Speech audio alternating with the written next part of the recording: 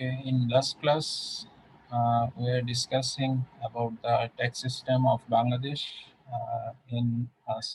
We tried to understand the structure, and we talked about the tax administration in Bangladesh, and we tried to understand what is the structure of NBR or why it was formed, and we tried to spend most of our time to understand the tax avoidance behavior of our taxpayers. Uh, so we talked about the narrow tax base by giving you some examples, by giving you some facts that in our country, out of the 160 million people, we authority thinks that we need to have approximately 40 million taxpayers. Uh, However, only 4.6 million people have eaten, and out of those 4.6 million people, only 2.2 million people submitted return in last assessment year, and uh, uh, submitting income tax return does not mean that they are the actual taxpayers. And I, I shared a number approximately and half 1.5 million, or the number is in between 1.5 million, close to 1.25 or 1.2 million roughly pays taxes annually. So you can understand the situation like this, that out of the 160 million people, you can't expect that there's a specific number of people out of 160 million people who does not enjoy the benefit of tax of development expenditure by the government. Out of 160 million, every person, every individual who is living anywhere in this country is enjoying the benefit made by the government, and government is making this huge amount of development expenditure out of the tax revenue government is mobilizing from the taxpayers. So you can think of 160 million people are receiving benefits, but out of those 160 million people, and we are thinking of only 40 million people are eligible, but approximately 1.2 million people are paying income taxes. So you can think of this should not be the number should be higher. The number of taxpayers should be taken to a higher level by the tax authority, but there's a lacking of resources.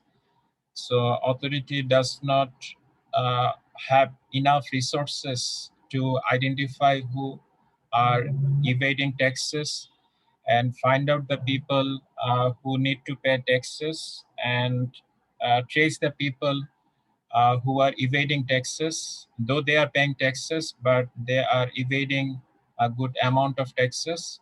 So government is losing a good amount of revenue. So there is a lacking of resources, lacking of skills, lacking of capabilities with the tax authority. So I think you people, when you will enter your career life after having graduated from this university, some of you at least will have the opportunity or will get the opportunity to work in the tax administration in Bangladesh in the name of Assistant Commissioner of Taxes. So I think many of you will have contribution to uh, modernize the tax structure, which will encourage the people and which will motivate the people to pay taxes. And you people will make the tax authority more stronger, more efficient, and more capable. So we talked much about the individual income taxpayers in last session, and till now we also have given the picture of tax avoidance behavior by the individual income taxpayer or personal income taxpayer. Apart from that, we have narrow tax base in terms of what our, if you think of agriculture, which has a share, which has a lion's share of contribution in the total tax revenue of Bangladesh. However, the amount of tax revenue generated from the agriculture sector is not a handsome amount. It is a very minimum amount compared to the contribution of agriculture sector to the economy of Bangladesh. Apart from that, what can you understand that if the eligible income tax payers pays income taxes in a very low amount, government has to generate revenue from alternative sources. And you people know very well, income tax is a kind of direct tax. Why it is direct tax? Because the taxpayer cannot shift the burden of the tax to other people. That's why income tax is a kind of direct tax. So you can easily expect, if government cannot mobilize enough amount of revenue from the direct taxes, government has to increase its reliance on the indirect taxes. So we'll share a picture later in this session. In that picture, you will get the figure that how much or what percentage of our tax revenue is coming from direct taxes and what percentage of tax revenue is coming from indirect taxes. And you know very well, when the indirect taxes percentage is more out of the total tax revenue, the tax burden is to be borne by all people, regardless of their income, regardless of their wealth. So in that case, the higher amount of indirect taxes in the structure of taxes will not will not ensure the fair distribution of wealth in the country. And you know very well that our country is growing at a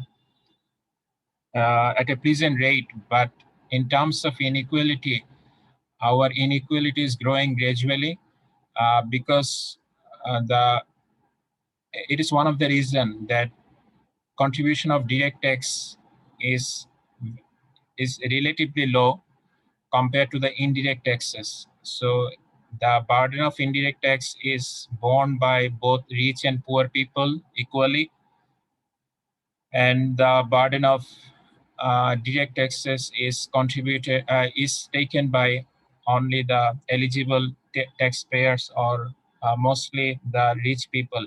But if the rich people don't pay their income taxes in legitimate amount, government has to increase the reliance on indirect taxes. In that case, the burden will become will be borne by all types of people.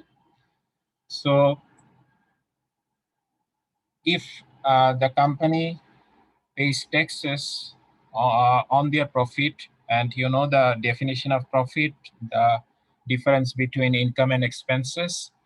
So corporate or companies are liable to pay taxes on their profit.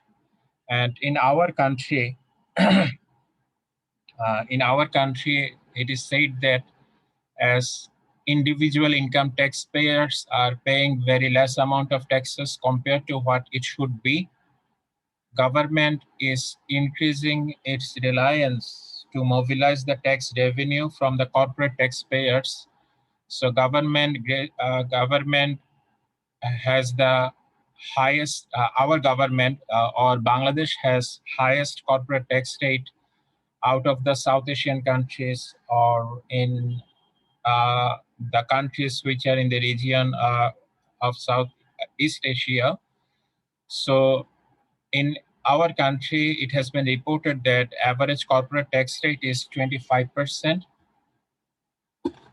You see that 25% I have mentioned here, this amount, 25%. Yes, sir. This percentage is for the publicly listed companies. You know very well what do we mean. Do I mean by the publicly listed company? The companies which are listed in any of the stock exchanges in Bangladesh, and you know very well we have two stock exchanges, and in our average corporate tax rate, probably there is a mistake because the average corporate tax rate is lower for publicly listed companies compared to private enterprises. I will check it later. But the thing is that uh, this kind of percentage, on an average, this kind of percentage or corporate tax rate is highest among the countries in Southeast region. So let me share a picture which will show you a comparison of the corporate tax rate in South and Southeast Asian countries. And you can see that Bangladesh has 35% corporate tax rate on an average. However, the tax rate, you can compare directly Bangladesh tax rate with Pakistan. It is 30%, and in India it is 30%. And in terms of as Bangladesh is the number 2 in the textile export in the world, and a close competitor of Bangladesh is Vietnam. Okay, you see the average tax rate of Vietnam is 20%. And you can also think of the average tax rate of Myanmar, because uh, they are playing a significant role in the export revenue, and they also have the tax rate 25%. And Thailand is also one of the very close competitor of Bangladesh in terms of textile, in textile sector in particular, and their tax rate is 20%. You can think of, out of the companies in Bangladesh, uh, operating in Bangladesh, uh, good percentage of companies are doing business in the textile or doing business in the RMG sector. So if you just think of that, if the corporate tax rate is 35% in Bangladesh, and I already have mentioned the reason that when Bangladesh is getting less amount of taxes from individual taxpayers, what can government do? Government can increase its reliance for tax revenues on the corporate sector, on the indirect taxes, this kind of sources. Okay, so from this picture, what will be your conclusion? That as the corporate tax rate in Bangladesh is one of the highest in its region, South and South Asian region, and it's also higher compared to its close competitor countries in terms of its export basket. So Bangladeshi companies are losing competitiveness compared to their counterparty or companies which are playing or which are operating in other countries. In that case, when your cost structure is higher,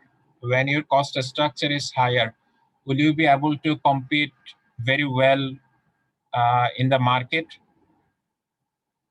Compare two companies. One company is A, another company is B. And let's assume that company A is from Bangladesh and company B is from Vietnam. Okay. So in terms of cost structure, which one has higher competitive advantage?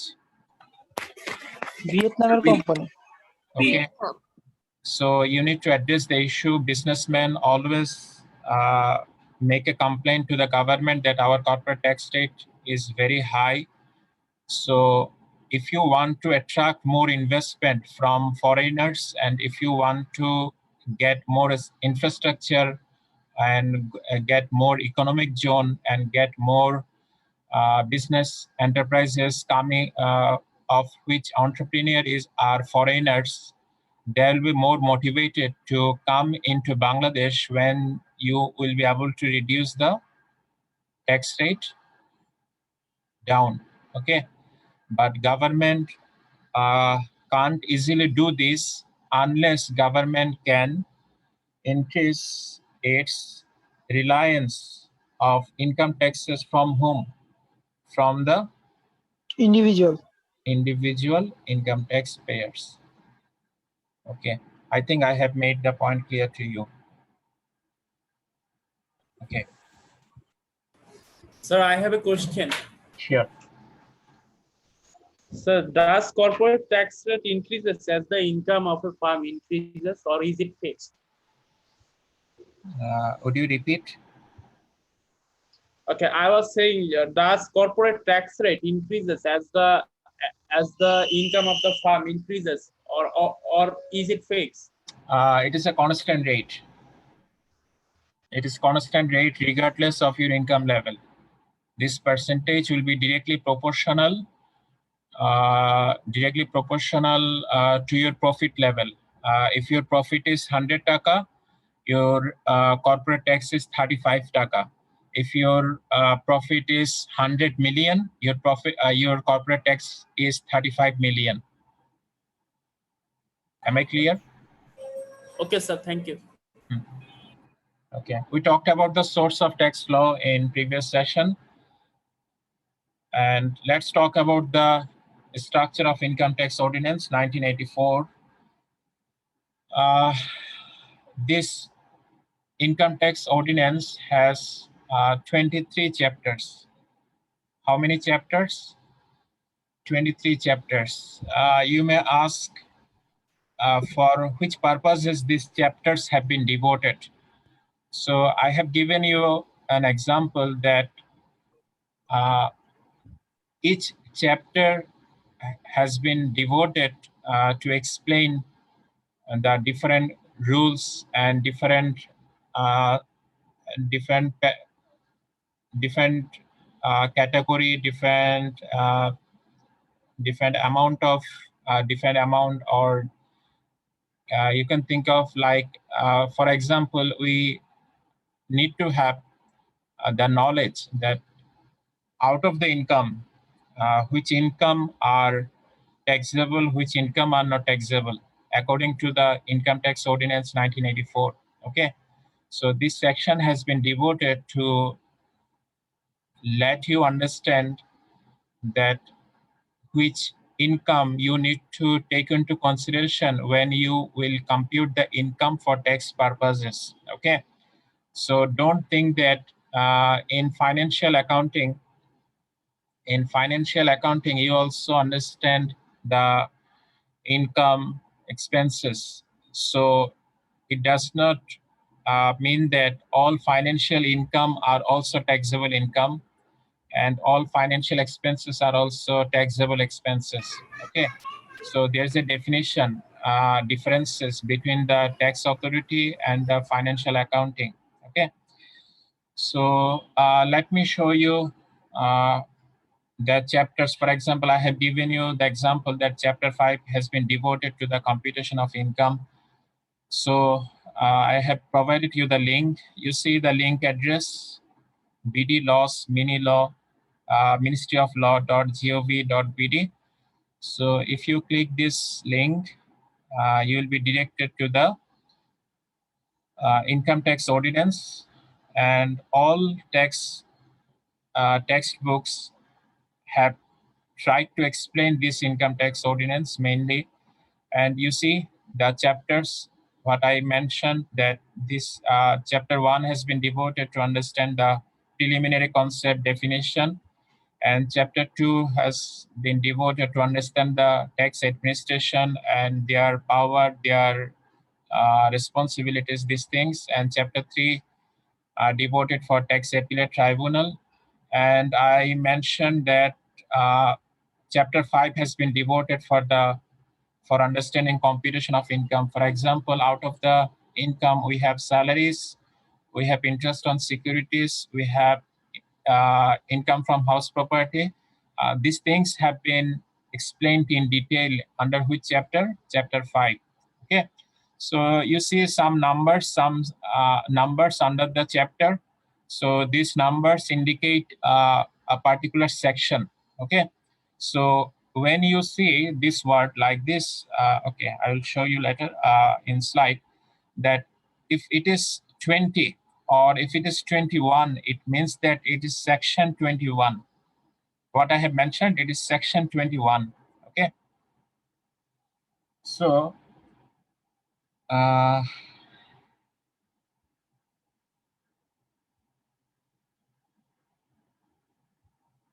let's move to our slide. Okay. So out of the chapters, or with respect to chapters, there are some section and there are some subsections of under each chapter. Okay. So I have already showed you that out of the chapter 5, section 21 has been devoted, or section 21 explains what? The salaries. Okay.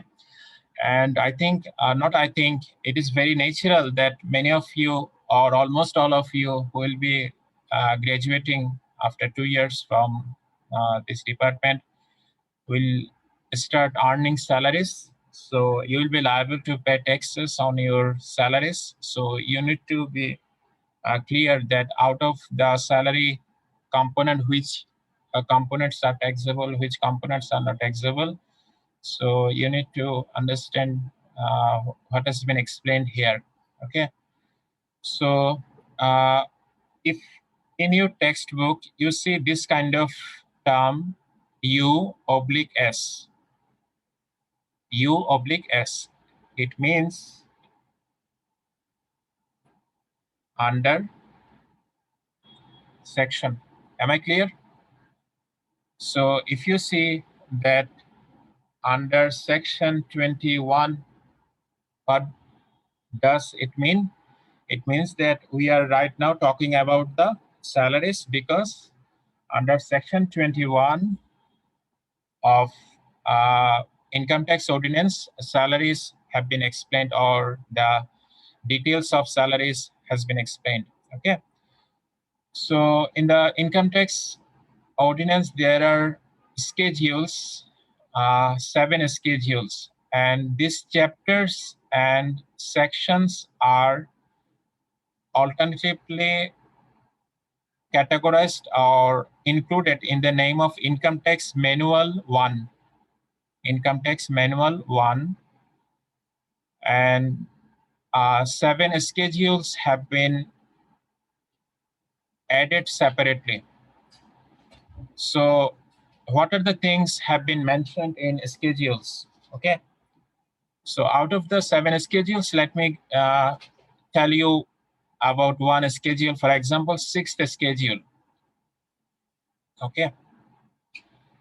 Many of you have probably seen some kind of advertisement that if you invest in our brokerage house, or if you have BO account with us, you will get the tax rebate.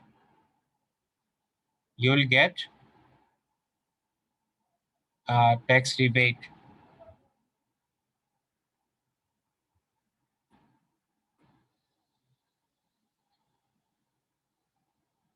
So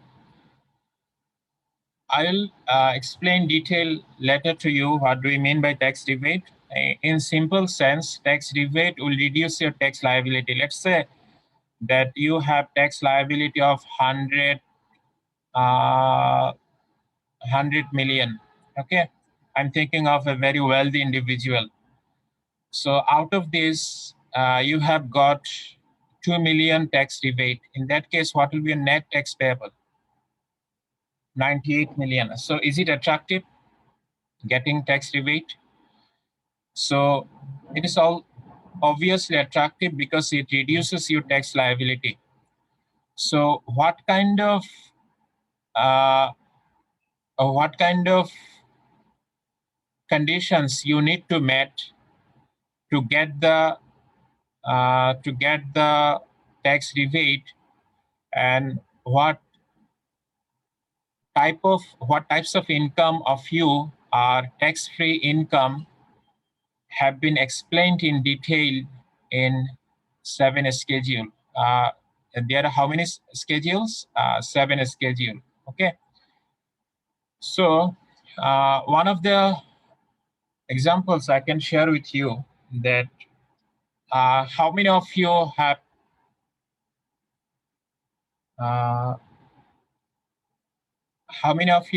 income from freelancing?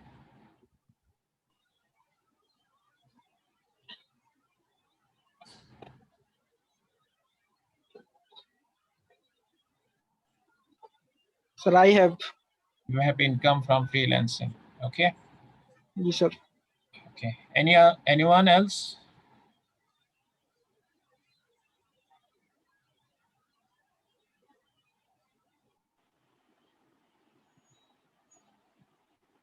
No one? Sir শুনতে পাইনি sir, network problem. Okay, I was asking how many of you have income from freelancing? I have, sir. Sir, I have. Okay, so if I ask you one question that do you know the tax status of your freelancing income? That means the income from freelancing is taxable or not taxable? Sir, জানি না। Not taxable. Sir এইটা বলতে পারবো না। Okay, so how many of you are willing to take tax burden on your freelancing income? I mean, you don't know that you need to pay taxes or not, but you want to give the benefit of your freelancing income to the mass people of Bangladesh, like Kausmia. Can you recall Kausmia? Kausmia is not a freelancer, however.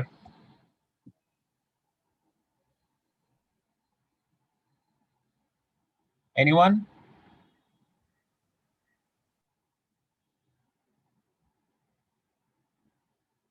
No one?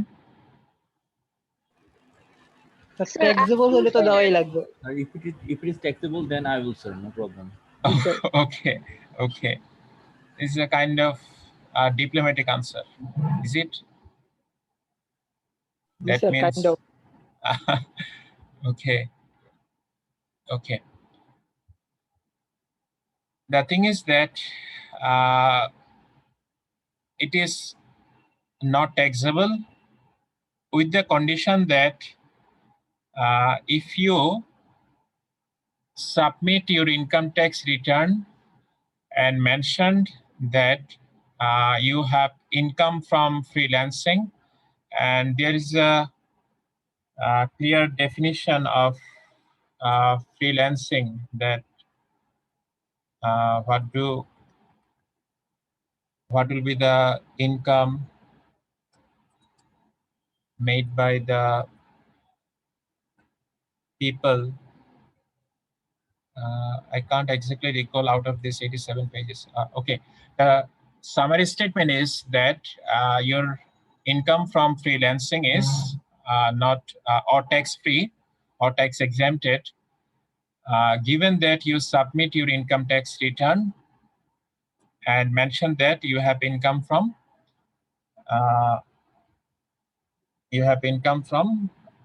the sources which have been mentioned in the schedule that this income from these sources are tax exempted, and these things are mentioned in this 6th schedule. Okay, which is schedule? 6th schedule. Many of your mothers have savings in DPS. Can you recall, or do you know that your Yes, sir. mother Yes, sir. commonly maintains DPS? Yes, sir. So one of the motivations of having DPS, you see the highlight I have mentioned. I have highlighted 3 Yes, sir. words. Okay. So an amount not exceeding taka 60,000 by an individual in any deposit pension scheme sponsored by a scheduled bank. Okay, so in a scheduled bank, you need to have your DPS in a scheduled bank, and in a year, for example, you have deposited 1 lakh in your DPS account. Okay, so total 100,000. For total 100,000, you will not get tax investment allowance facility or tax rebate facility. I will show you later how to calculate this. But out of that 100,000, how much is eligible for getting tax benefit? 60,000. 60,000. Okay. Then, if you pay an amount to a charitable hospital, and if you invest in share market, if you invest in stock exchange, okay, uh, okay, you receive dividend from the equity investment. So you may ask that whether my income from dividend, which I receive from the equity investment to a company, is taxable or not. The answer is that if you are an individual and you receive dividend from a company or companies listed to any stock exchange in Bangladesh, up to taka 50,000. How much? Up to taka 50,000 is tax exempted. Understand the conditions very carefully. If you ask me that I'm a shareholder of Pathao, okay, Pathao is a company. Ji sir. Pathao is a company, and you are a shareholder of Pathao, and you receive dividend. Dividend from Pathao you are receiving is not tax exempted because Pathao is not listed to any stock exchange in Bangladesh. Okay, so to get the tax exemption on your dividend income, you need to make sure that the company from which you are receiving dividend income is listed to any stock exchange in Bangladesh. Okay. So, for example, you are receiving dividend from Envoy Textiles Limited, that is a listed company. In that case, up to 50,000 taka dividend income of you are receiving from your companies will be tax exempted. This 50,000 is not a ceiling for a particular company. It is the ceiling for total dividend income from the companies, regardless of the number of companies. It can be such that you are receiving dividend income from 20 companies. And that amount is, I'm assuming that that amount is 60,000. So out of your 60,000 dividend income from the 20 listed companies, you will get tax exemption for how much? 50,000. 50,000. Let's assume alternative scenario that you are receiving dividend income, or you have received dividend income approximately 40,000. In that case, how much of your income will be exempted? 40,000. 40,000. It's not 50,000.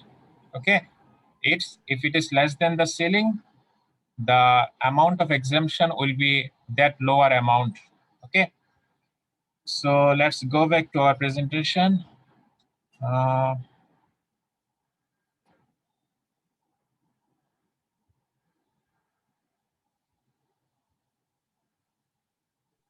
Sir, Yeah, I'm listening to you.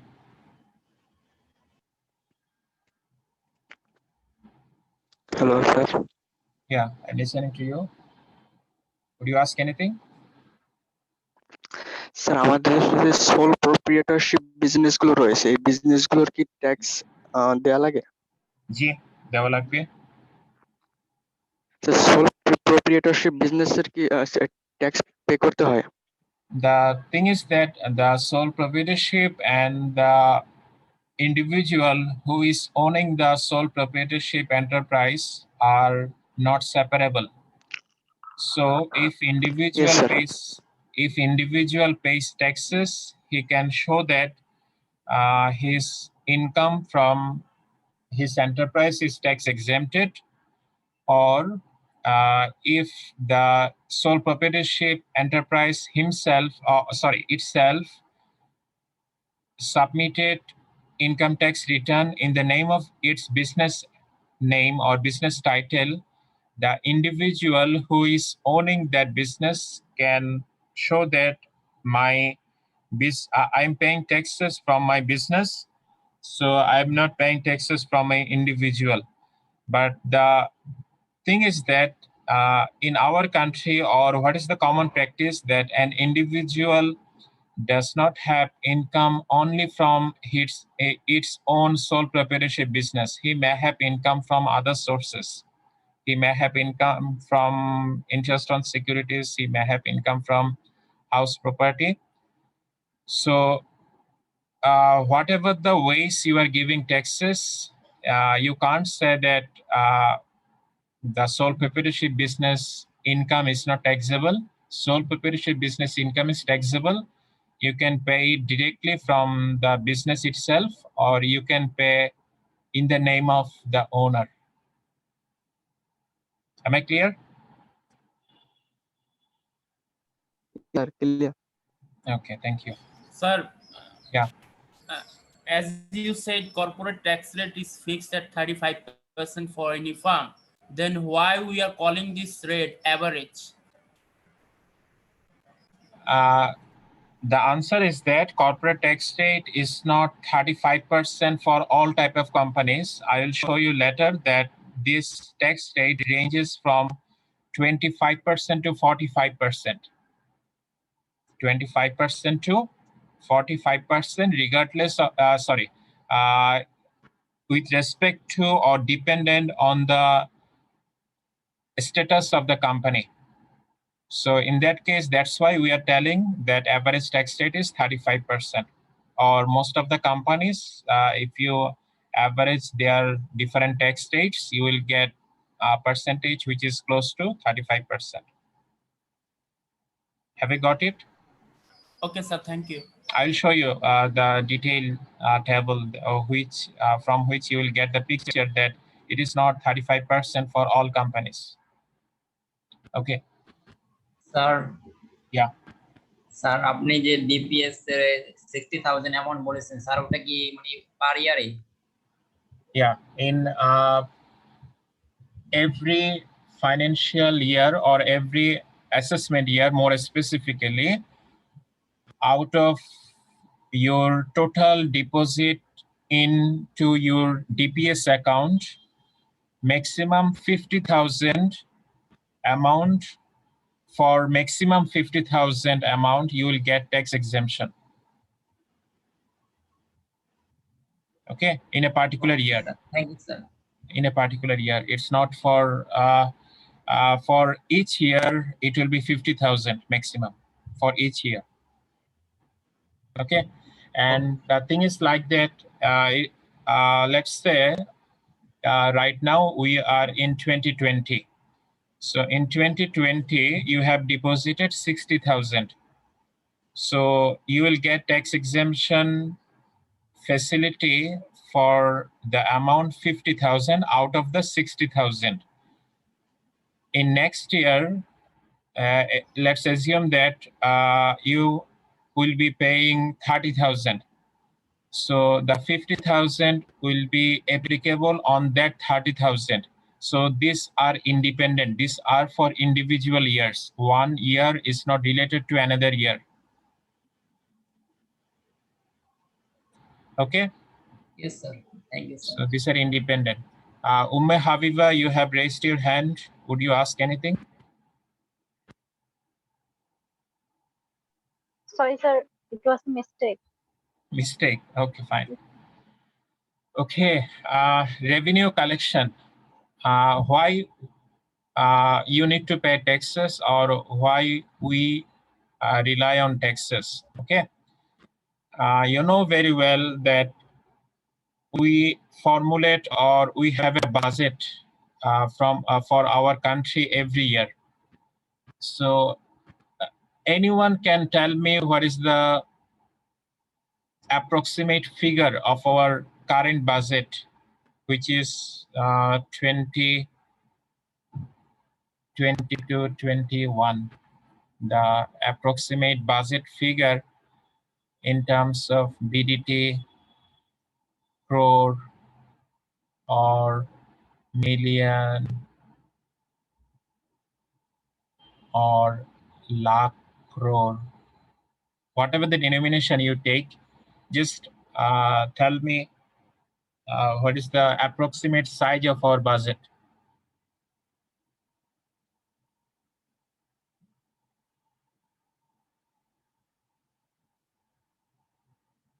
Is my question clear to you? Sir পুরোটা মনে নাই, 5.5 কোটির উপরে ছিল, মানে 5.5 লক্ষ কোটির উপরে ছিল। Okay, thank you. Okay, 5,68,000 কোটি। 5,68,000 কোটি। thank you. Okay, you're saying our budget figure is in terms of billion. G sir. In terms of trillion, we have 5 trillion taka budget for the current fiscal year. Is it 5.68 trillion? So out of this 5.8 trillion budget, do you know how much tax revenue will contribute? What is the expected percentage contribution by the tax revenue? 8.1, 58.1%. 58.1%. Think it very carefully. This is the tax revenue collected by the NBR. To be collected by the NBR. So you may ask me, is there any tax which is collected by the authority other than NBR? The answer is yes. Okay. Let's think of you are using the Jamuna multipurpose bridge, or you are using the Magna bridge to move from Dhaka to Kumilla, and you are liable to pay toll fee. Can you recall? You need to pay toll fee for Yes, sir. using the bridge. Yes, sir. So do you think that that toll is collected by the NBR? That toll is a kind of tax, but not collected by the NBR. That is collected by the which administration? Can I ask it from you?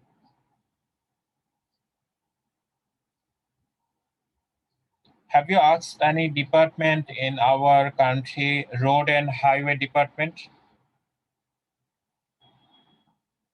under the Ministry of which ministry? Ministry of, is it communication? Not communication. It's probably road transport. Ministry of Road and Transport. Okay. So under the Ministry of Road and Transport, there is a department which is known as Land and Highway Department. So that ministry is the authority to collect the toll from the passengers or from the people who are using the bridge. Okay. So there is kind of tax revenue, but collected by the authority other than NBR. And you are probably familiar with the city corporation holding tax. That is also kind of tax revenue for the government, but that is under the authority of city corporation. Okay. But which is our focus in this course is the tax revenue collected by the NBR. What is the contribution of tax revenue by the NBR? 58.1%. 58.1. 1%. Okay. Do you think this percentage is significant? Yes, sir. So approximately 60%. If you take this number, approximately 60% tax revenue is collected by the NVR. And if you think of our total budget, out of that total budget, tax revenue will contribute how much? Out of 100 taka total expenditure of government, out 58 of টাকা 100 taka total expenditure of government, 58.1 taka will be contributed by the tax revenue. Okay.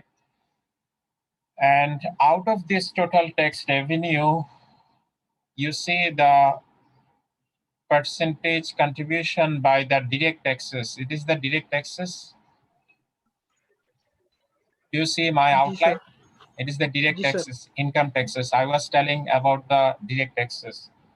So out of the 100% tax revenue collected by the NVR, only 31.5 taka is coming from the income taxes. How much? 31.5 taka out of 100 taka. And you see the contribution of one of the major share of indirect taxes is contributed or is held by the VAT. Okay. You see, out of the remaining, how much remaining? Subtract 31.5 from 100. 68.5. So out of the remaining 68.5, 37.9 taka is coming from VAT, 11.5 taka is coming from import duty, 17.5 is coming from the supplementary duty, and others, mostly indirect taxes, is coming.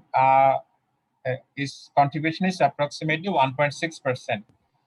Just think of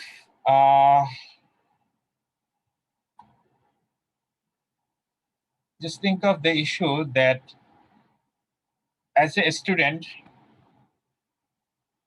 right now you don't have the income tax, okay, because your amount of income is not taxable, or you are not eligible income tax payer, but you are paying all other taxes.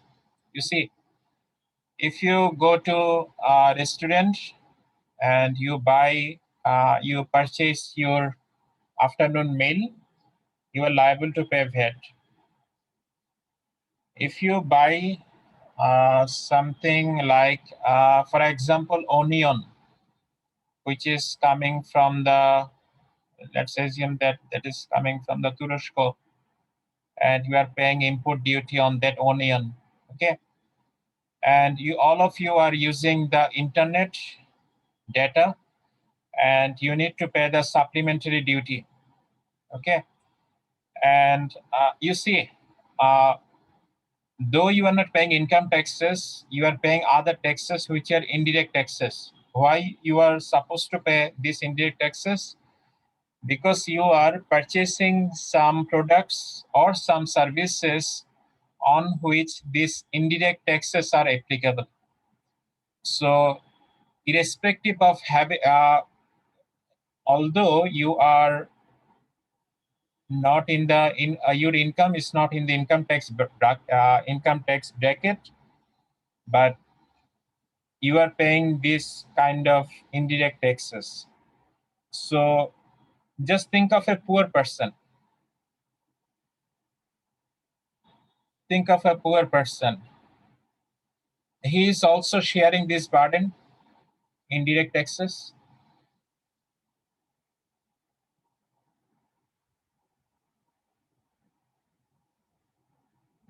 The poor person can't stop buying toothpaste, right?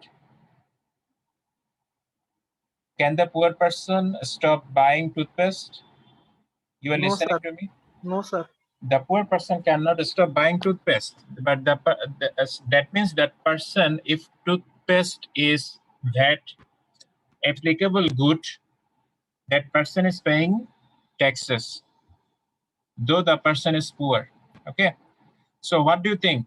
Out of this structure, if 31.5% is coming from direct taxes and 68.5% tax is coming from indirect taxes, do you think our tax structure will be able to ensure the fair distribution of wealth in our country?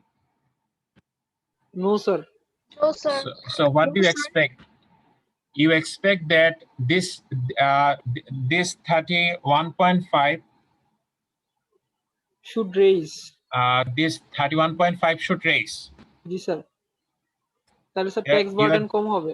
You are doing okay.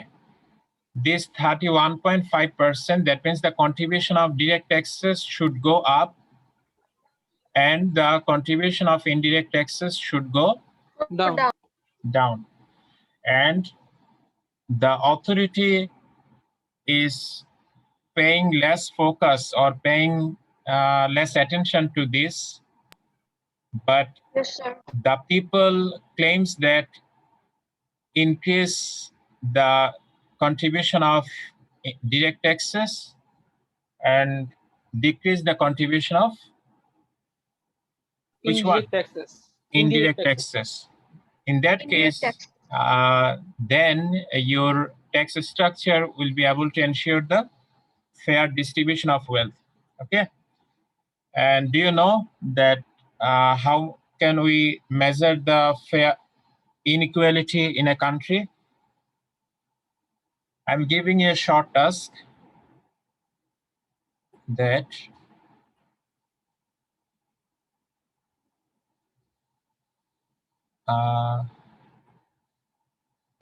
you'll try to learn about it if you don't know.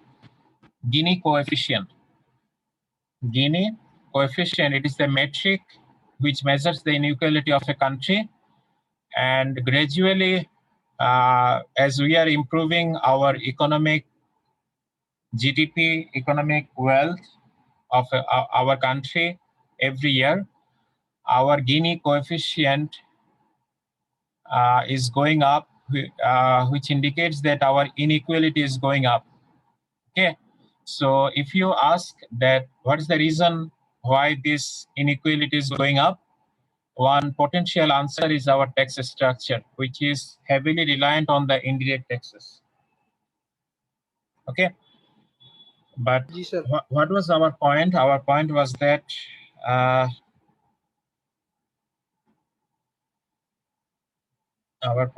that we get a significant amount of revenue from the taxes. We can't deny the contribution of taxes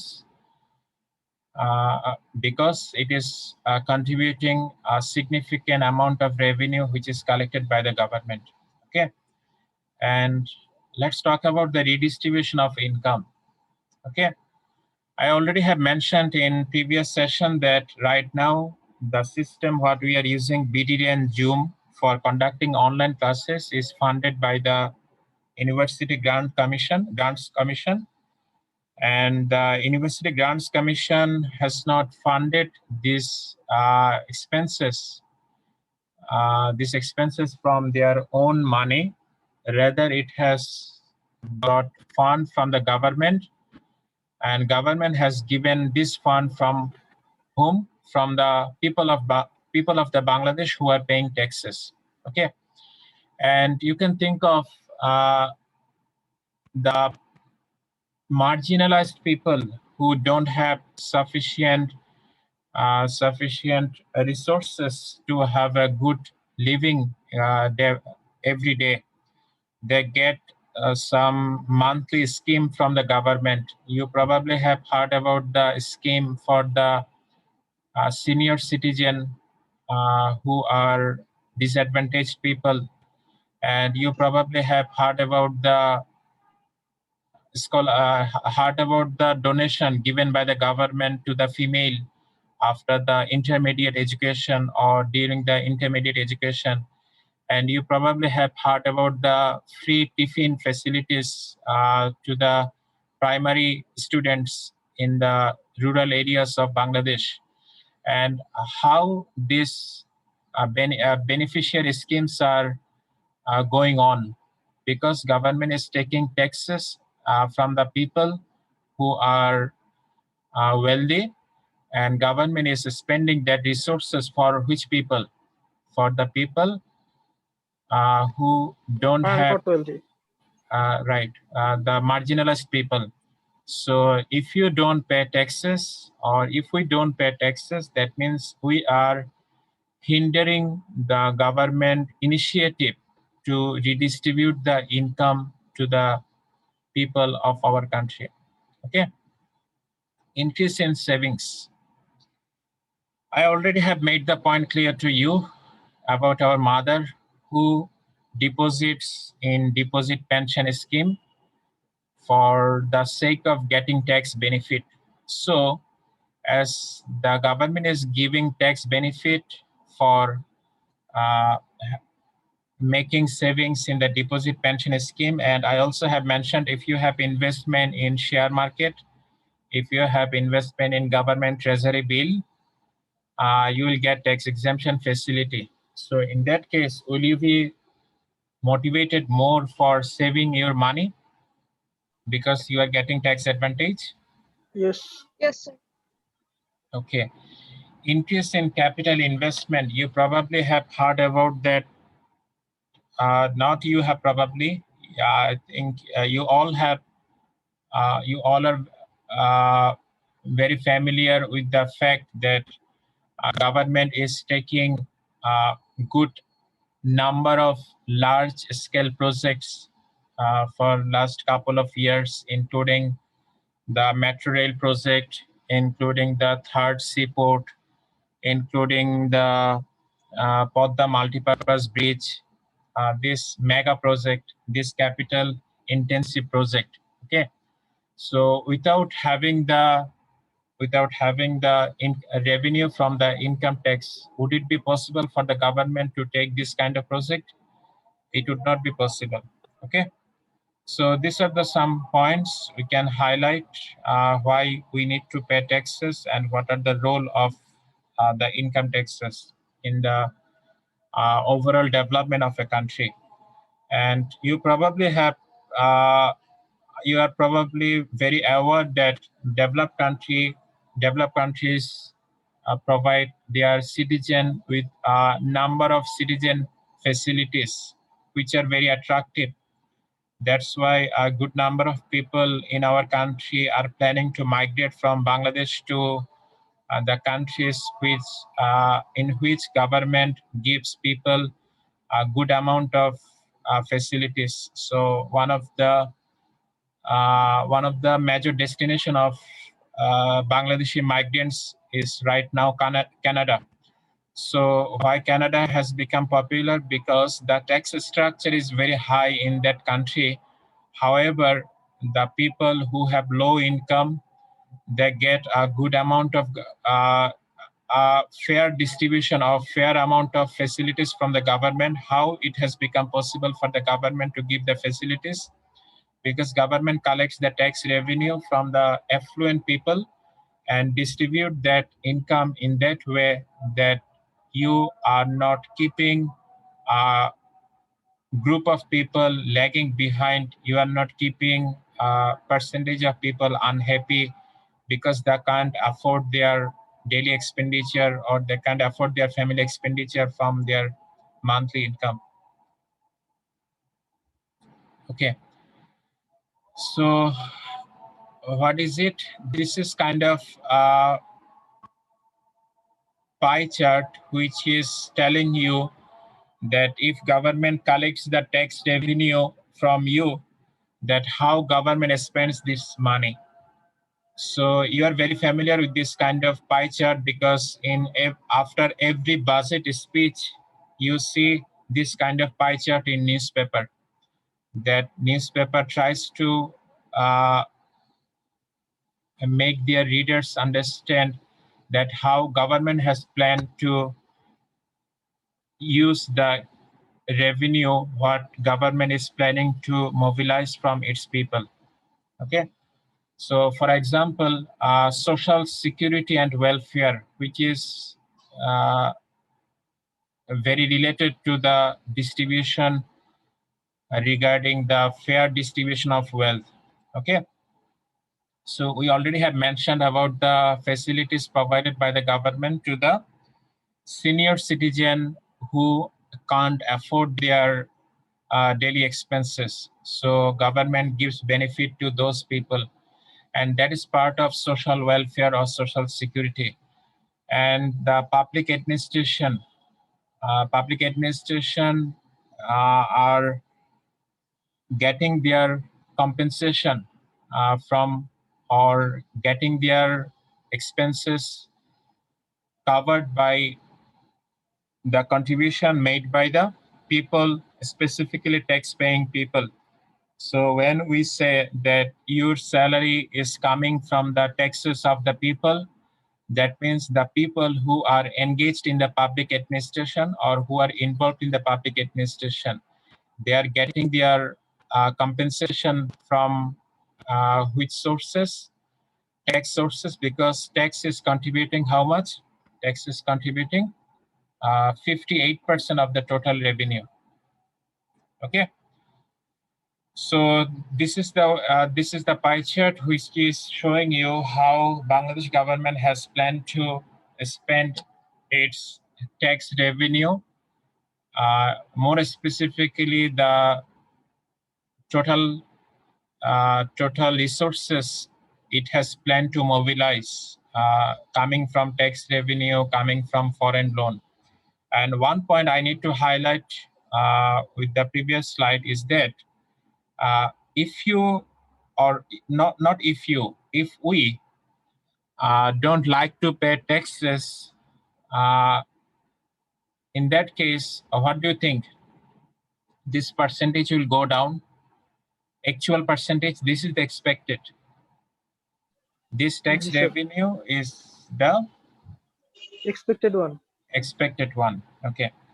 If the tax revenue is lower, in that case, government needs to increase reliance on taking loan from the banking system, or taking loan from the foreign donors, or taking grants from the foreign donors, taking loan from the foreign countries.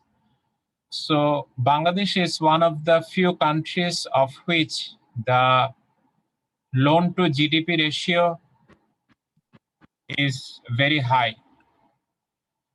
So what do you think? What is the reason? I can't exactly recall the figure right now, but it is said that an individual who is born in Bangladesh every day or every minute is coming in this country with approximately, I can't right now recall exact a good amount of loan in his shoulder. If you divide the So $1,000 sir. Right. Okay. If you divide the total loan of the government, divide the number of population, you'll get the share of the loan by every individual in this country. Okay. So when this ratio will go up, when we need to increase the reliance on this, when we can reduce this burden, when we will share major contribution of revenue from this slice. What is this slice? This slice is the tax revenue. Have you got it? Yes, sir. Yes, sir. Okay, thank you. So uh, in this slide, we are trying to highlight this economic development more elaborately, this economic development point here. How our tax system contributes to the economic development. Okay. The thing is that you probably have heard about the tax holiday. Is there anyone has heard about the tax holiday? Yes, sir. Yes, sir. Okay. So we set up economic zone or a special economic zone, kind of EPZ, or economic zone is much greater than the EPZ. So government tries to give the tax benefit to the entrepreneurs who undertake the business activities or who undertake the activity to set up infrastructure in those economic zone. They will get they will get benefit for 3, 5, or 10 years. Anyone. What kind of benefit? That, for example, right now it is 2020. It's like that. For example, if you start your operation in our economic zone in 2025 and till 2028, your income will be tax exempted. Your income will be tax exempted. That means how many years? How many years here? 3 3 years. years. So up to 3 years, your income is tax exempted. So government is giving a benefit tax exemption facility for a certain number of years. If you set up, who are you? You are an entrepreneur. You can be a domestic entrepreneur. You can be foreign entrepreneur. Okay. So if you set up the facility within a specific time, within a specific area, you will get this kind of tax holiday benefit. Okay. So if you like to quantify that, whether this kind of benefit is significant or not. For example, your profit is 100 million in a particular year. Let's say if tax holiday is not applicable for you, you need to pay 35% taxes. And how much profit after tax you will have remaining for enjoying by yourself? 65 million. So do you think this kind of, when you will get tax holiday in a particular year for a particular individual year, you need to pay this? In that case, how much benefit you can, or how much profit you can enjoy? 100 million. Otherwise, you would get profit of how much? 65 million. So don't you think this is significant benefit? Ji sir. So this is one of the reason why foreign entrepreneurs, businessmen feels it worthwhile to set up their business in special economic zone, are developed or to be developed by the Bangladesh government. Okay. And this kind of export, and you are very familiar that Bangladesh is one of the, not one of the, Bangladesh is the number 2 in the textile export. And Bangladesh export is largely concentrated on the RMG. And out of the 100% tax revenue, can anyone tell me what is the approximate export revenue of the Bangladesh every year, annual export revenue? How much?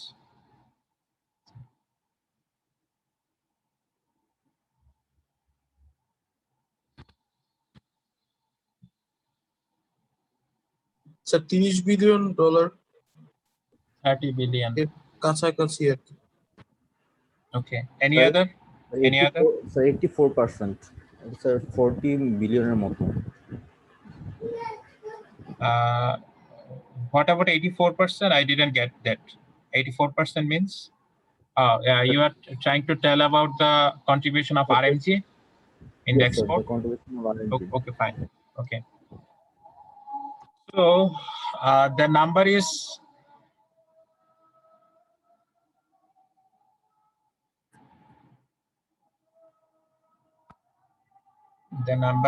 approximately 35 billion. Okay. The person who has mentioned 30 billion is very close to this. Okay, and our RMG total contribution, including the imports, including the support industry, not only the textile, there are some support industry which are supporting the textile or who are supporting the RMG. Okay, and RMG includes not only cloth. RMG, it does not include not only cloth. Okay, it includes a number of diverse items apart from cloth.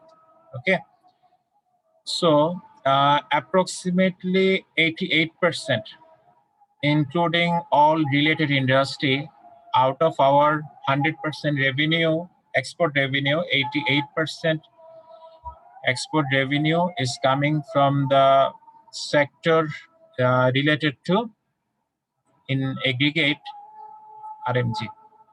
Okay, so these are some kind of so what I'm trying to point out this, that for example, if you are an individual, let's say your name is Mr. A. You are not a company, you are an individual. So you have a business setup. This is kind of what kind of business it is. For example, this business is engaged in shrimp production. You know shrimp? G sir. Yes, sir. Okay. So Bangladesh is one of the major exporters of shrimp in the world. Okay. So your business is engaged in the shrimp production and shrimp export. So it has been said that if you are an individual, not company, out of your 100 taka tax revenue, 50 taka will be tax exempted. Out of your 100 taka export revenue, who are you? You are Mr. A, an individual engaged in, for example, shrimp business, and you export. And out of your 100 taka export revenue, 50 taka will be tax exempted. In that case, if the tax rate is, for example, 25%, tax will be applicable on which revenue? The remaining 50. Have you got it? G sir. Okay. Okay. Yes, sir. So you'll try to understand the remaining points. One point I like to highlight, that is tax incentives for remittance in Bangladesh. I think in right now, a good number of participants in my session or in our session receive remittance from their family members. Okay, is it anyone? Not a single person receive remittance income. Their family receive remittance income from their family members who is non-resident Bangladeshi living in outside of the Bangladesh and send remittance every year or send remittance every month. Yes, sir. I received. Okay. Government has declared that remittance will be tax exempted. Remittance will be tax exempted. Okay. Understand that there are some conditions. If you receive remittance, if it has been found that you receive remittance through informal channel, hundi. Have you heard about the hundi? Yes sir. Yes, sir. Okay. This tax exemption is not applicable for you. The condition is that if we receive remittance income through formal banking channel, that remittance income will be tax exempted. Okay. So it is one of the encouragement government is giving the people who are sending remittance to the Bangladesh. Okay. So we'll try to understand some concepts because the concepts are very much essential to understand the income tax ordinance. First of all, assessee. So if the person is liable to pay taxes to the income tax authority, or if the person has amount of income and the amount of income according to the income tax ordinance 1984 is taxable, that person will be known as assessee. Informally, we mention that taxpayer, but legally, in terms of legal or in terms of law, that taxpayer is known as assessee. That taxpayer is known as assessee. Okay. Beside this, regardless of the taxable income, if the person is required to file the income tax return, that person will also be known as assessee. Okay.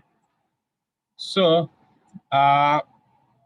probably I mentioned in a previous session that if the person has basic salary of 16,000 every month, that person is legally liable to submit the income tax return. So that person will also be treated as assessee. Okay. So next concept we will try to understand, that is the income. So it is very difficult to understand or let you understand what is income. Rather, you understand yourself very well that which flows are income, which flows are not income. Okay. For example, you earn salary, and that salary is a kind of receipt. That salary is a kind of monthly receipt. And you know that you receive salary from whom? From your employer. And you know very well that salary is taxable. So in that case, salary is a component of your income. And in case of company does not have any salary. Company pays salary to its employees. Company has profit, which is taxable. And this profit is coming from what? Coming from some definite sources. The company is producing goods, the company is selling goods, and the company is generating this profit from selling goods to their customers, and that profit is taxable. So with respect to company, what is the income for the company? Profit is the income for the company. Okay. But for some companies, revenue is also income. Revenue is also part of income, but why I'm mentioning it separately? Because for most of the companies, only profit is taxable. Only profit is taxable. But if you are a tobacco manufacturing company, you are for example, Bet, or you are Akich Tobacco, or it has been known as now Japan Tobacco International, probably. So those kind of companies don't not only pays taxes on their profit, but also pays taxes from their revenue. In that case, they are paying taxes from revenue. They are paying taxes from their profit. So all this revenue, profit, all these are income for that company. Okay. So when we are trying to mention income in the income tax ordinance, that income in general, we don't mention or we don't understand that it is kind of tax exempt income or tax free income. This kind of income are taxable income. Am I clear to you? When you see only income, you need to understand we are mentioning which income? Taxable or tax exempted?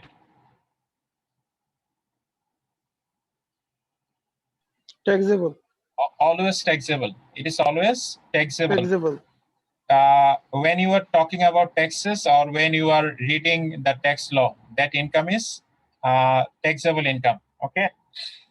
And when you receive salary, or when you, for example, you have won a lottery.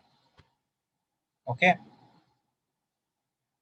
Is there anyone who has experience to win a lottery of a lump sum amount? Anyone?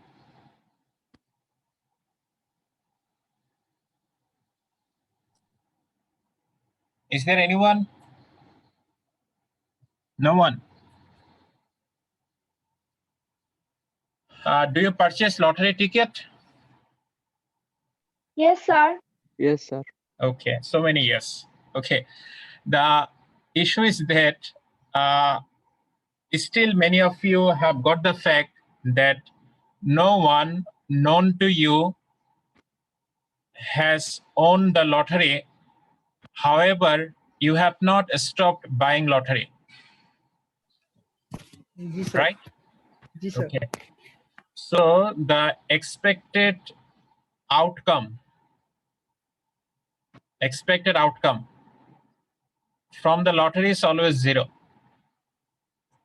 Instead of knowing this, people don't stop buying lottery. However, if you somehow you are very lucky person, you have received, you have won a lottery, you are liable to 20% of your lottery. You are liable to pay 20% of your lottery to the income tax authority, and that 20% will be deducted at source. What does it mean? That means the authority who is the authority of the who is the issuer of that lottery, that authority will be liable to deduct 20% from the price amount before giving the payment to you. Got the fact? Ji sir. Okay. And every month we receive approximately, as an assistant professor, we receive approximately, I can't recall my salary right now. It's very nominal figure. My basic is approximately 35,000 something. Okay. So for government salary or for government salaried employees, only basic and festival bonus are taxable. Only basic and festival bonus are taxable. A certain percentage of this amount is deducted by my employer before crediting my monthly salary to my bank account. Have you got it? Before giving salary to my account, my employer is instructed by the NBR to deduct a certain portion. Certain portion is mentioned by the, certain portion is indicated by the NBR at source. At source. It is known as tax deducted at source. So if you think that a certain percentage of your income is subject to TDS. Subject to TDS means that a portion of that income will be deducted by the Tax deducted as source.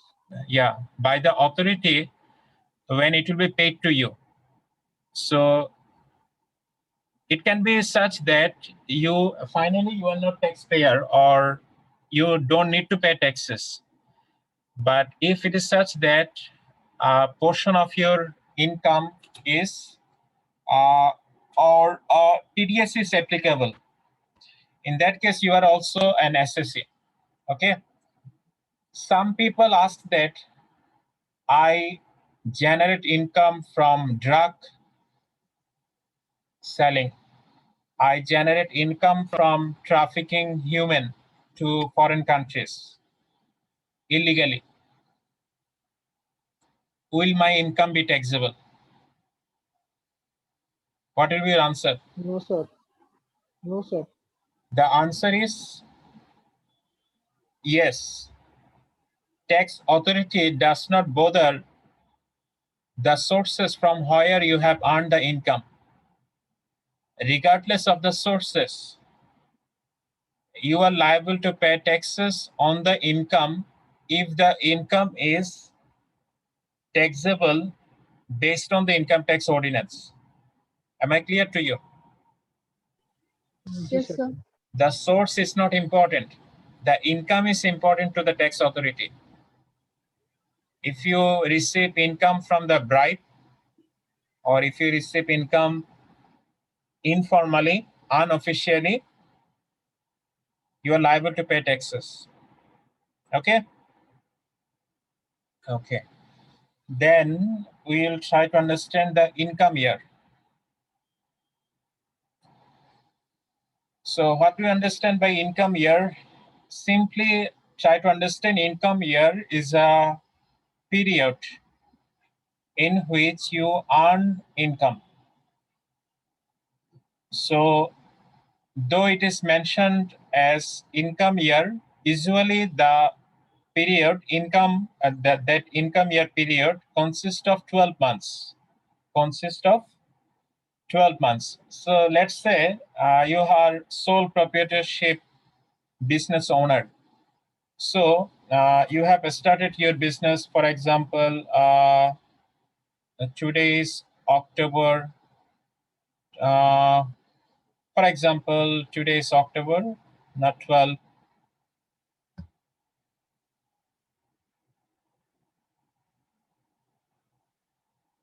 October 17, 2020. So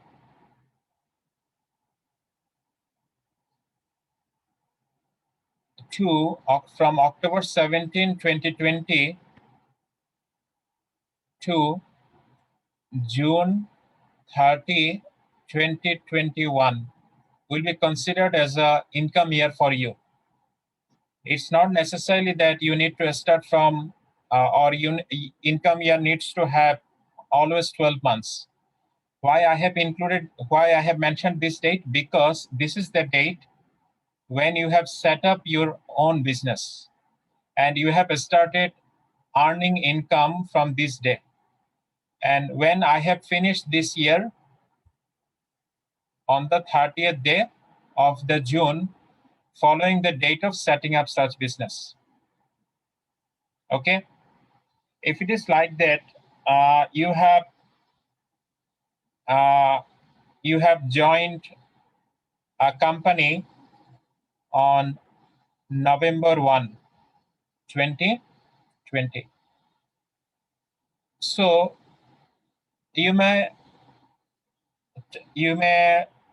ask that, as I have income for how many months?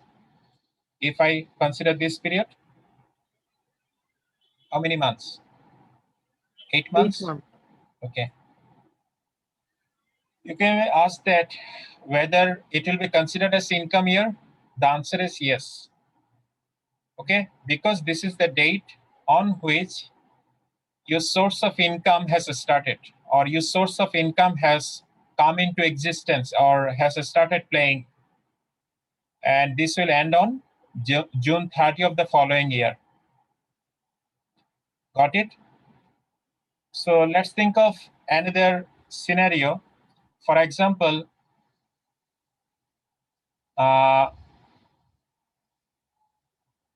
your business is running let's assume a period, July 1, 2020. So let's assume that today is October 17. Let's assume that it is comma. Your business was going well for last 20 years. So in this year, due to COVID-19, you decided to close your business on this date today. So if you start your July income year from July 1, 2020, however, you have discontinued your business on which date? October 17, 2020. How many months here? 3 months, 17 days only. जी sir. This is your income year period. This is your income year period. Note that in last year,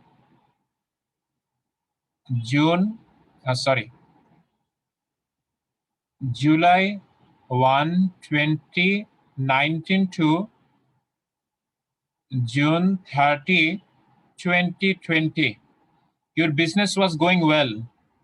Your business was going well, and this was the period of 12 months. This was the period of 12 months 12 and months. a perfect income year.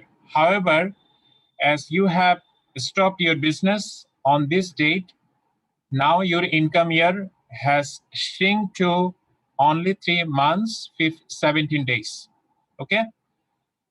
So it is a kind of financial year in which you earn income, you generate income. It is not necessarily always 12 months. It can be less than 12 months based on the situation. Okay?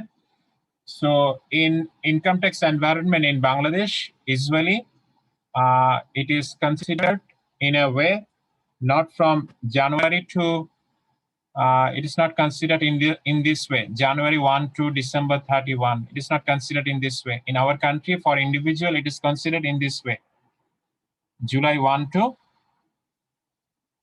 June 30. Have you got it? That's why when I have finished, I finished on this date. When I have started, from which date I have started? July 1. Okay. So you will get some other related point. However, I like to note that for insurance business, for a bank or financial institution, the income year is specific. The income year starts from first day of the January and ends on the last working day of the December or the 31st day of the December. Okay? If it is such that you are a subsidiary company and your holding company is a foreign company, and your holding company maintains income year from April 1 to March 31st. So you like to maintain income year in that way in which your parent company is maintaining income year. In that case, what can you do? You need to take explicit permission from the Deputy Commissioner of Taxes that I like to set my income year like my foreign parent company, which maintains the income year from April 1 to March 31, or it can be any different period. It can be, but usually it is not. It is of 12 months period. Okay, in regular basis. And what is assessment year? Simply means the assessment year is the financial year. Income year is the financial year in which you earn income, and assessment year is the year followed by the income year, followed by the income year. Which year? Assessment year is always followed by the income year. That means which year comes first, income year or assessment year? The income year. Income year. Income year comes first and assessment year follows the income year. So simply means assessment year is the year in which you pay taxes. Sorry, you pay taxes. You pay taxes. It is always a period of 12 months. It is always a period of 12 months. Let's assume that your income year is 2019 to 2020. How it can be? For example, your income year starts from 1st July 2019 and you ended on 30th June 2020. In that case, what is your income year? 2019-20. So what is the 12 months period following this income year? This one, 2020 to 21. So this is the assessment year. However, for bank, insurance company, financial institution, I had mentioned that it is said that you need to maintain income year in which way? January to December. In that case, if a company has income year from January 1 to December 31st, that company has income year 2019. However, assessment year is related to the tax authority. It cannot be 2020. It is always July 1 to June 30. Which year? Assessment year. Assessment year is always July 1 to June 30. For example, we have right now, which assessment year is going on? Right now, if we think of the income year, our income year starts on July 1, 2020, and it will be ended on June 30, 2021. And what will be the assessment year of this income year? Assessment year will be July 1, 2021 to June 30, 2020. Sorry, 2022. Okay. But the thing is that there are some exception. For example, you decided to leave Bangladesh. You will not return to Bangladesh back. So in which year you pay taxes? Assessment year. So for example, our income year is right now going on from July 1 to July 1, 2022.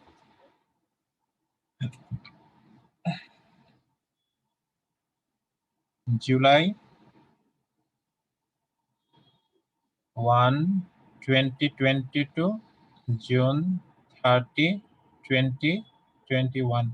Our assume that this income year is currently going on. And we are right now in which date? October 17, 2020. For example, you have decided that you will leave the country on this date. So what will be your income year in that case?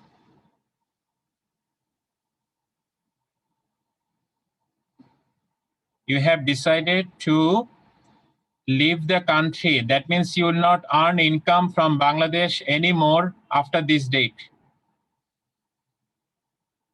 What will be your income year?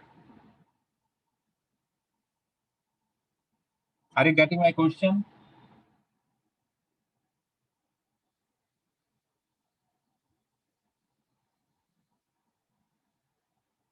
You're listening to me? Yes, sir. Your income year starts from July 1, 2020. On October 17, 2020, you have decided to leave the country and you have planned not to return to the Bangladesh back.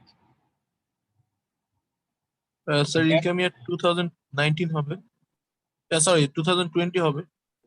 2020, but what is the period specifically? Is it Sir, not the period July 1, 2022, October 17, 2020? Yes, sir. In short, it is 20. In short, it is 20 to 21. But specifically in terms of date, what is the range? This one? Yes, sir. Yes, sir. Okay. So you will be liable to pay taxes in which assessment year? Actually,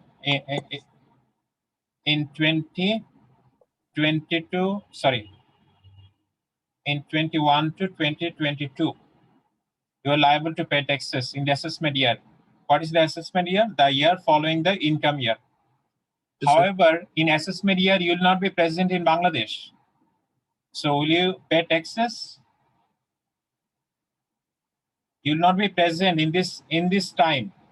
You will be outside of the country because you are leaving the country in this date, on this date. Are you getting? Yes, sir. Yes, sir. In that case, tax authority will decide that the period in which you have earned income will become your assessment year. Have you got the exception? Yes, sir. That will also be applicable in case of discontinued business. We have discussed with the case person living in Bangladesh. And for non-resident shipping companies, we will talk about resident and non-resident later today.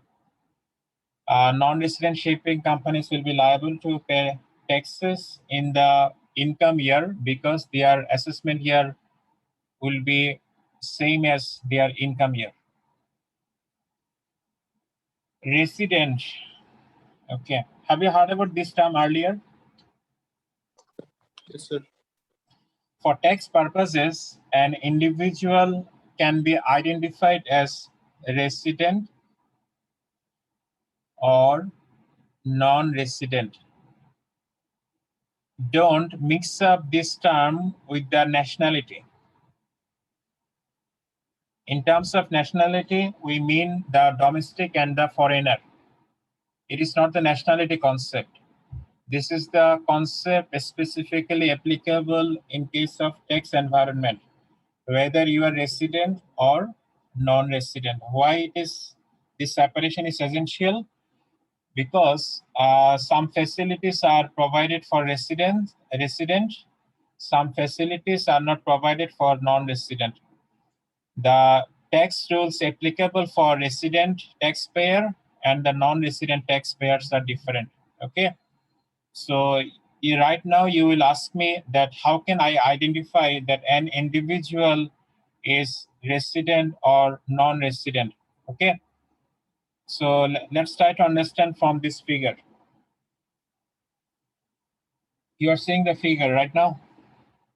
Okay.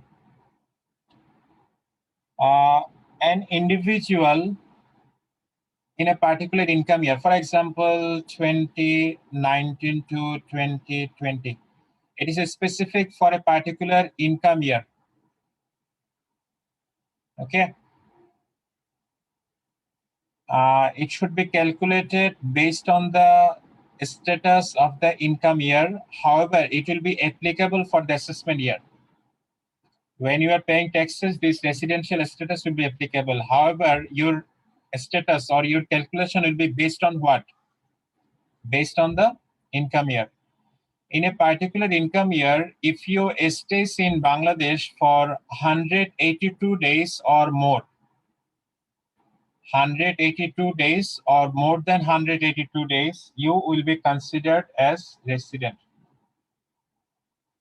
Have you got it? For example, in Bangladesh, in this income year, let's assume that you have stayed in Bangladesh for 182 days. Will you be resident? No, sir. If the answer is no, you can't conclude that. Yes. There are two questions. One is this, what I already have explained. Okay. If the answer to first question is no, you need to ask the second question. How many questions you need to answer to get the residential status? How many? two questions. First question is whether you have stayed in Bangladesh 182 days or more during the income year. If the answer is yes, okay, that's fine, you are a resident. If the answer is not yes, answer is no, you need to check how many days this person was staying in Bangladesh for last 4 income years. For how many income years? 4. 4. Excluding this one which you are considering. Am I clear? Yes, sir. So which 4 income year? Let's try to summarize here. We are ignoring this. It cannot be considered right now. Yes, sir. It should be 18, 18, 19, 17 to 17, 18, 16, 16, 17, 15, 16. You need to get the number of days in which the person was staying in Bangladesh. Let's assume that in these 4 years, this person was staying in Bangladesh for 366 days. How many days? 366 days. Is this number of days is greater than 365 days? Yes, sir. Yes, sir. In that case, that person, if the answer is yes, that person is resident. If the answer is no, that person is non-resident. I think you all have got this calculation. Yes, sir. And if that person is non-resident, your follow-up question is whether the person is Bangladeshi citizen or foreign citizen. If the person is Bangladeshi citizen, right now we are considering national status, nationality status. If the person is Bangladeshi citizen, that person will be treated as non-resident Bangladeshi. If the person is considered, if the person nationality is foreigner, that person will be considered as non-resident foreigner. Okay. Yes, sir. Okay. Now let's talk about the tax day. Another concept. The simply tax day means the last day of the assessment year on which you need to your tax liability is due. If you exceed that date, your tax liability will become overdue. For example, you probably have heard about, or you are probably seeing right now in newspaper that newspaper is talking much about the taxes nowadays. And if you scroll your website, you will see that you will get some tax related post nowadays. You may ask why? Because November 30 is coming. November 30 is the last date of paying taxes by the individual. If you exceed this date, tax liability will become overdue for the tax applicable for the income you earned during the income year 2019. What is the assessment year in that case?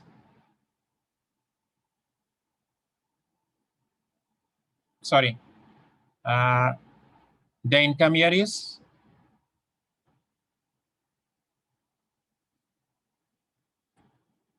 2019, 2020. It is already finished, right? Count it. Is it already finished? Income year? Yes, sir. July 1 to June 30. It is already finished. Yes, sir. So what is the assessment year for this income year? 2020, 2021. July 1, 20, July 1, 2022, June 30, June 30. 2021. 2021. So it does not mean you will wait till June 30. you are liable to, as an individual assessee, you are liable to finish your tax liability. Finish means you are liable to clear your tax liability by which date? November 30 November 30. of your assessment year. So that's why people are rushing nowadays to prepare their income tax return and to clear the tax liability what they have incurred for this income year and this assessment year. And in case of company, if the company ended their income year in December 31, 2019, what is the tax day? In case of company, between 15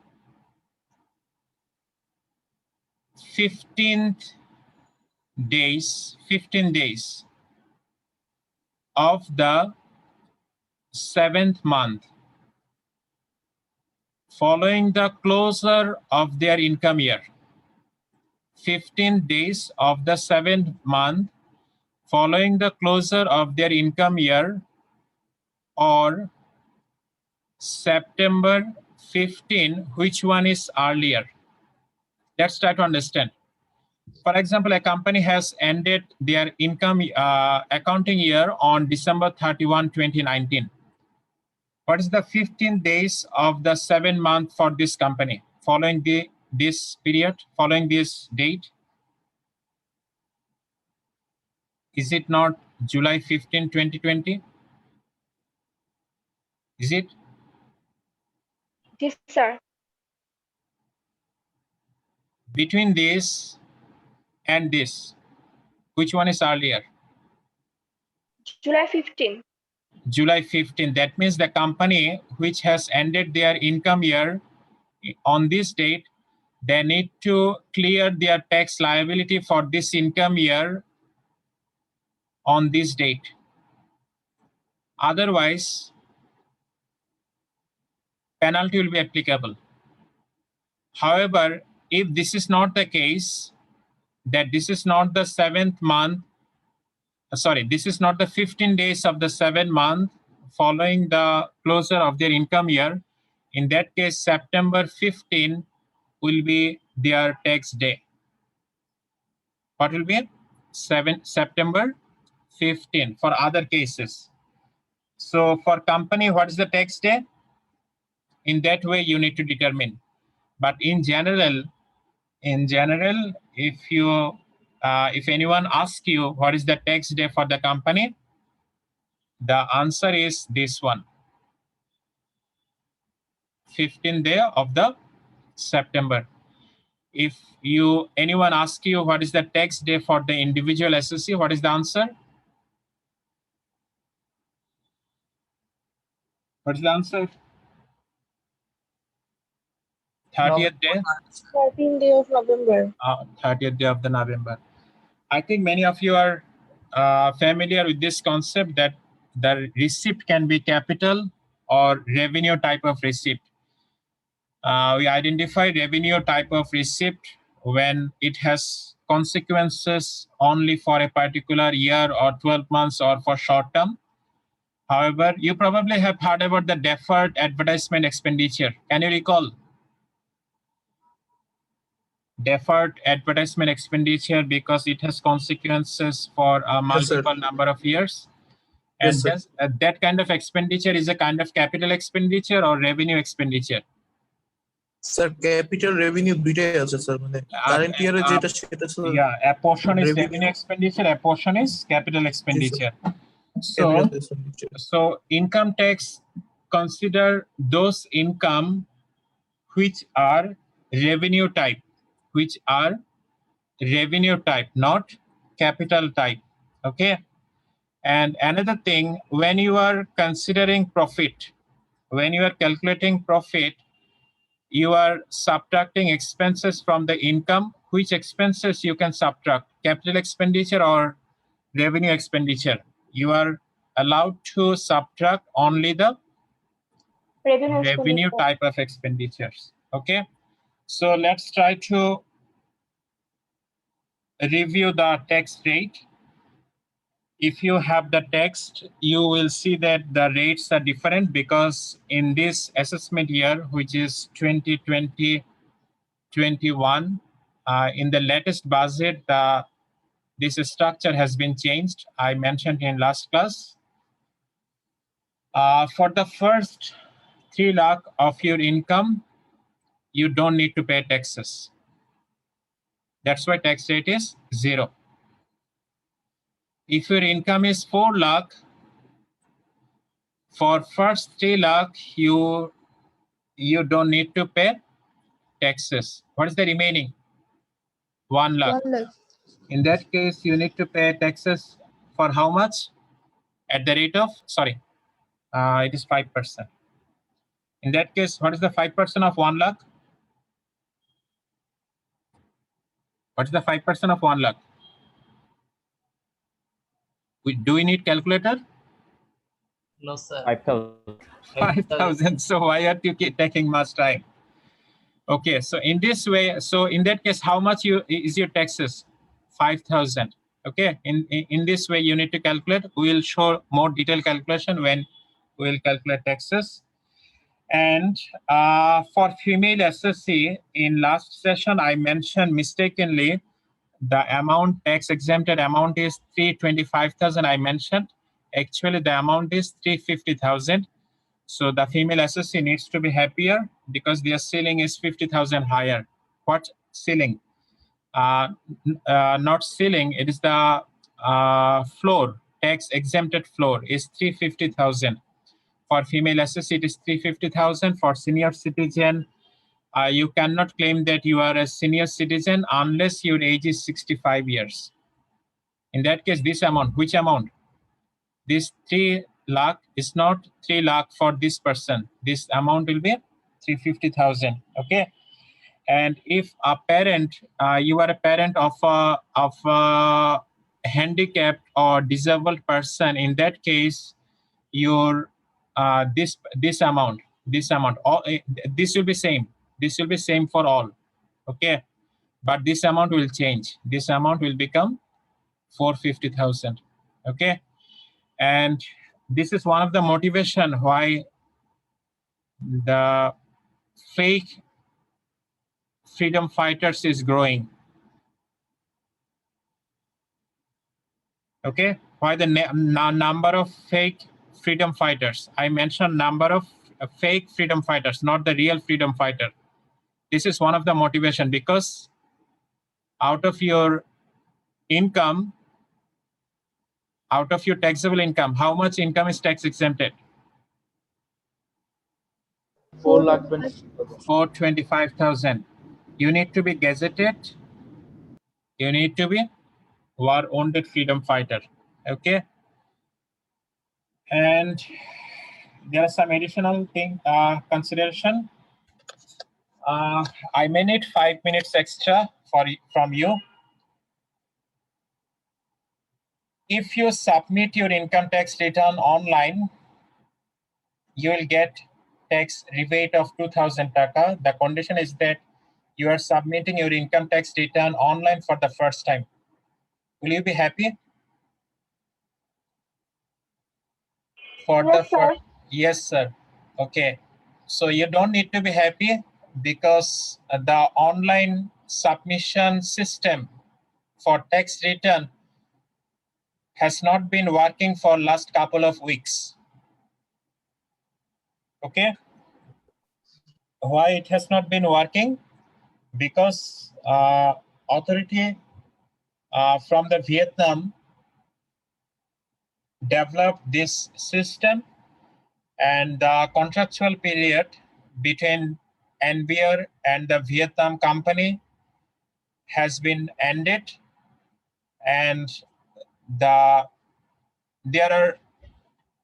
are lacking of expertise in the NVR who can take care of the system, online tax return submission system, which is not working right now. So you may see the news report on this. Okay. And non-resident foreigners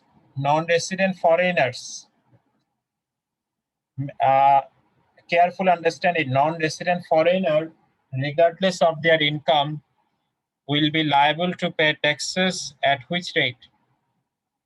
30%. 30%. In case of capital gain taxes, the rule is that for individual, we are talking about individual. If you achieve your capital asset within 5 years of acquisition, if you sell your capital asset within 5 years of acquisition, you have to pay taxes on a normal slab rate. What is slab rate? These are the slab rates, what I just have shown. Okay. Otherwise, you need to compare the average tax rate. I will show you if I have the time in next class.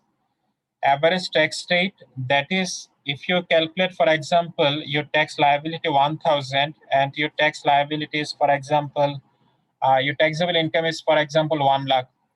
How much it is? 1%. Okay, just for a simple calculation. Okay, and between this 1% and assuming that your capital gain is included here, what is this? Sorry, this is your total income, and I'm assuming the capital gain has been included in this amount. And what is the average tax rate right now? 1%. And between 1% and 15%, which one is lower? 1% is lower. The lower rate will always be applicable. If it is such that this rate has become 25%, your average tax rate. What is average tax rate? Your tax liability divided by your taxable income. In that case, which tax rate will be applicable for your capital gain? 15%. So someone was asking me about the tax rate for companies. So we'll try to summarize this very quickly. It's like for publicly traded companies. I mentioned the mistake in when I was opening the slide. These are the correct percentage. If your company is a publicly traded company, what is the percentage for you? 25%. If your company is a non-publicly traded company, for example, Pathao, what is your rate? 32.5%. And these rates are applicable for companies other than banks, insurance, and financial institution. If you are a publicly traded bank, financial institution, insurance company, in that case, your tax rate is 37.5%. If you are a foreign bank, insurance, and financial institution, try to understand this, highlight this, okay? In that case, your tax rate is 40%. If you are a merchant bank, that means you are engaging in underwriting activities, you provide investment banking services, you provide services to the wealthy individuals to manage their portfolio in the financial market. In that case, your tax rate is 37.5%. The tobacco manufacturing company, British American Tobacco, for example, and Japan Tobacco International, they are, it is not only for the company. You can be a tobacco manufacturing individual. For example, Hakimpuri Jorda, Kausmia. Can you recall Kausmia? Yes, sir. He is producing tobacco. If he produces tobacco, I'm not clear that whether Jorda is considered as tobacco item. Okay, so I'm assuming that his item is tobacco. In that case, he's an individual. He's an individual. His business is sole proprietorship business. What will be his tax rate? 45. 45%. And if you are a mobile telecommunication operator and you are non-publicly listed, for example, you are Robi, what is your tax rate? 45%. 45%. However, apart from this mentioning, you need to make it clear if you have decided that you will offload. Offload means you will sell 20% of your equity to public market. Dhaka Stock Exchange, Chittagong Stock Exchange, you will be publicly traded. In that case, you will get 10% tax rebate on the applicable tax rate. Am I clear to you? If you Yes, sir. sell 20% of your equity in the security market, how much tax rebate you will get on your applicable tax rate? 10%. Okay. In which year? Only the first year in which year you are getting listed. For example, Robi has got note from the regulator to decide to be listed in the stock market. You probably have heard this news. So in that case, Robi will get 45. In that case, 45%.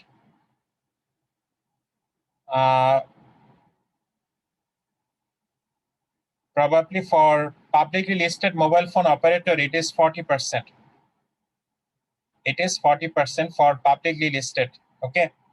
For non-publicly listed, it is 45%. In the first year, you will get 10% rebate. That means 40 out of 40%. What is the of 40? What is the 10%? 4%.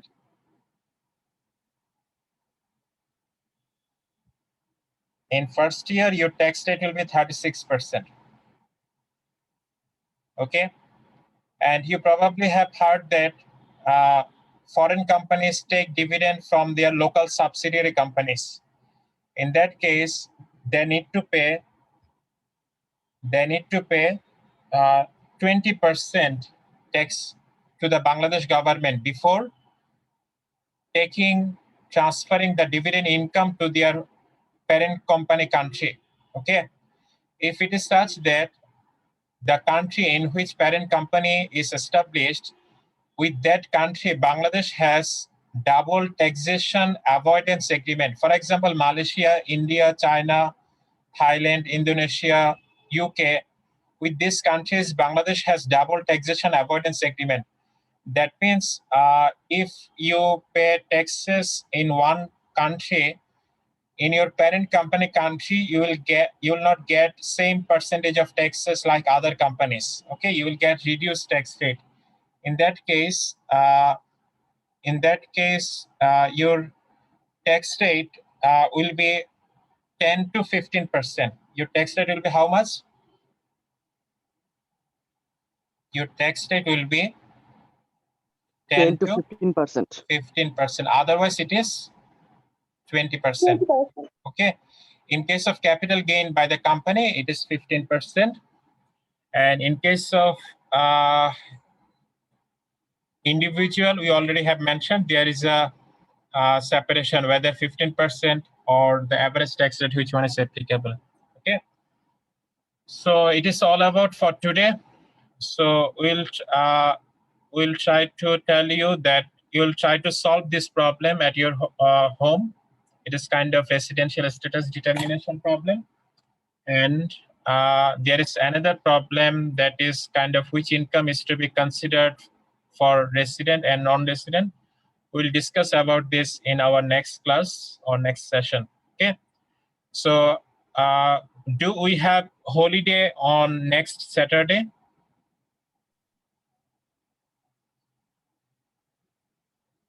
Do we have holiday on next Saturday?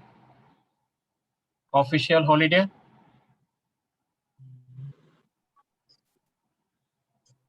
I think for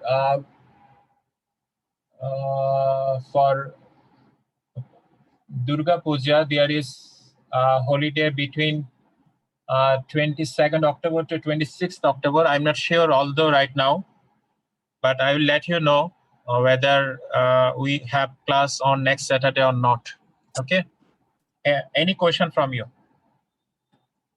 Sir, I have a question regarding the previous class. Yeah, very quick. Sir in the previous class আপনি mention করেছিলেন যে যারা যারা tax return submit করে এদের সকলকে tax pay করতে হয় না।